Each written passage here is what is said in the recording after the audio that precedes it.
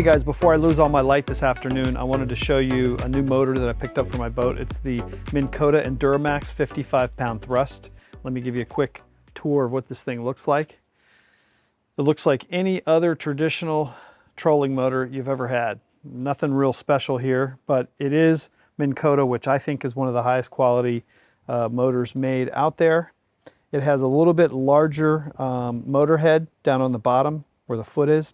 The propeller blade and everything looks the same, but the one thing that sets this thing apart, if you look here, you can see that it has kind of arbitrary numbers. It doesn't really go like 1, 2, 3, 4, 5. It has something that's called digital maximizer, and I don't know if that really saves the battery or if it just allows you to dial in exactly what you want on speed, which can save battery because then you don't have to use as much. Because what I find when I'm using a trolling motor, when I'm fishing with my buddies, is I'll get into a headwind or something and I'll just want to kind of keep the motor pushing forward so I can fight the headwind and counteract the effect of the wind blowing me backwards. And I have to choose between like speed 2 or 3. And if I go on speed 2, I go backwards. If I go speed 3, I go forwards. And I just kind of want to sit. There's just one notch on the handle. It just goes on. You can kind of hear it clicking.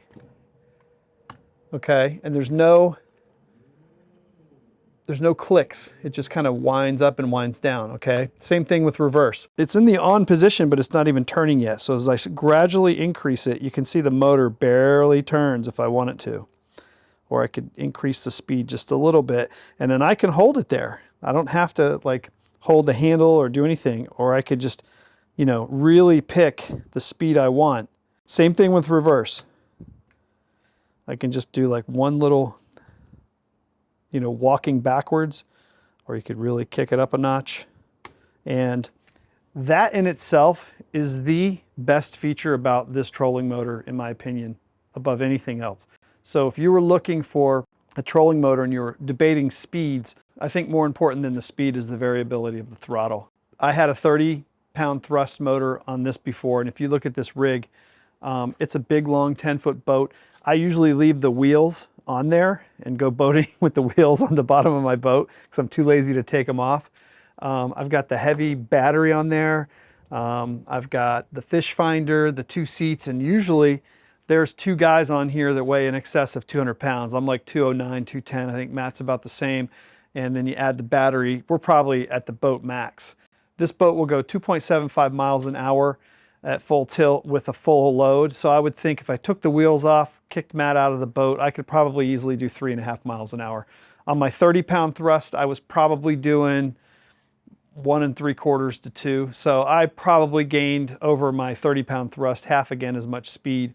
On top of the motor, you have a battery checker.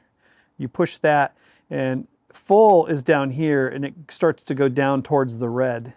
And so it's good to kind of have at least some sort of a gauge, because you don't want to get out on the water and say, oh, I don't even remember if I charged the battery and not know how much battery life you have. It's always useful to kind of at least know. So at least this way you can push the button, see that you're either full or 3/4 and go for it. And then before it gets down in the red, you can kind of head back or at least get close to the dock. So it saves you from having to paddle or get stuck on the water. I think 55-pound thrust is the biggest motor you can get without having to leave the 12-volt system and go to the 24-volt. So it's as good as I can do right now with electric. So if you guys have any motors that you would recommend or any ideas of things that you can do with this motor, let me know. Otherwise, I'm real pleased with it so far. I'll keep you guys up to date on how this thing does with the battery life. Today, it seemed to do at least as good as the 30-pound, maybe even better, but it's kind of hard to tell. I mean, temperatures are different, conditions are different, and I'm using it differently, so who knows. Anyway, just wanted to share that with you guys. You guys get yourself one, check it out, and see what you think. Thanks for watching the videos. I'll talk to you soon. And I'll show you some fish catches here that I caught today with Matt. We had a pretty decent day on the pond. So we'll see you later. Take care. Bye.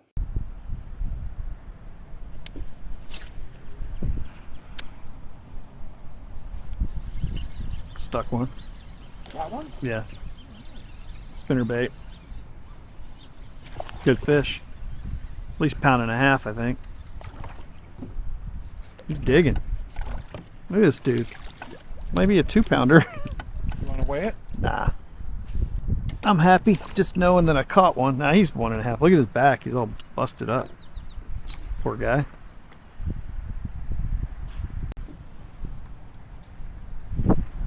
See, I like the fact that I can just leave this thing cruising at a speed and we're not going too fast, you know.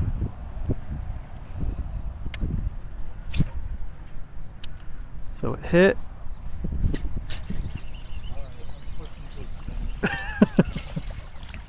Little guy. Second cast. All right. They got to be feeding up shallow. So let me pull. Against the shore? Yeah, it casted right up in the thing and picked me up. It walked sideways. I was all excited for a second. I was getting ready to set the hook and it just let go.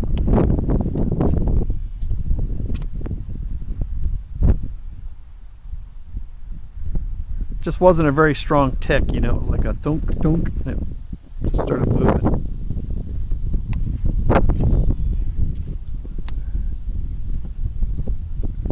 Bite. That was a good one.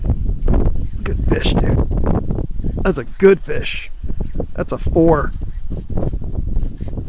Might be bigger, dude. Might be bigger. Oh, God.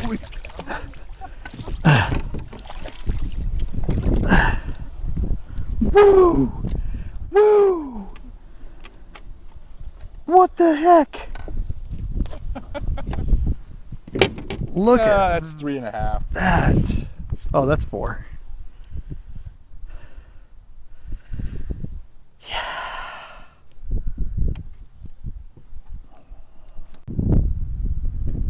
Oh, just under 4. 392. There, give me a pick. All right, better let him go. Nice fish, Joe. All right, so what was that on? He's gone. Good. You see him right there? Yeah. Is that on that guy? Right there.